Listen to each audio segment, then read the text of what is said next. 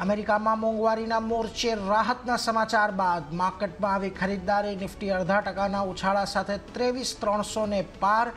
Bank નિફ્ટીમાં પણ 500 પોઈન્ટનો ઉછાળો. તો સતત ત્રીજા દિવસે મિડ કેપ સ્મોલ કેપ ઇન્ડેક્સનું આઉટ પરફોર્મન્સ. પીએસયુ બેંકમાં જોરદાર ખરીદદારી. 2%થી વધુની તેજી સાથે રિયલ્ટીમાં પણ મજબૂતી યથાવત. તો મેટલ અને સરકારી કંપનીઓમાં પણ સારી ખરીદદારી. માત્ર ફાર્મા અને હેલ્થકેર સેક્ટરમાં દબાણ.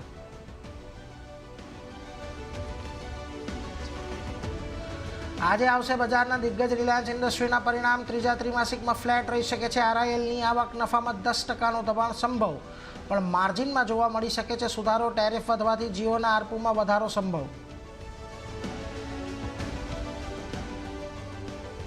એચડીએફસી લાઈફના પરિણામ અનુમાન કરતાં ઘણા સારા. પરિણામની સારી અસર મળી સ્ટોકમાં જોવા મળી. આવ્યો 10%નો ઉછાળો. નિફ્ટીનો ટોપ ગેનર બન્યો. તો અનુમાન મુજબ રહ્યા એલએનટી ટેકનોલોજી સર્વિસના પરિણામ. અહીં પણ આવ્યો 9% સુધીનો ઉછાળો. ઇથેનોલના વધી શકે છે ભાવ. ઇથેનોલની કિંમત વધારવા પર જલ્દી જ લેવાશે નિર્ણય. કેબિનેટમાં પ્રસ્તાવને જલ્દી જ મંજૂરી શક્ય.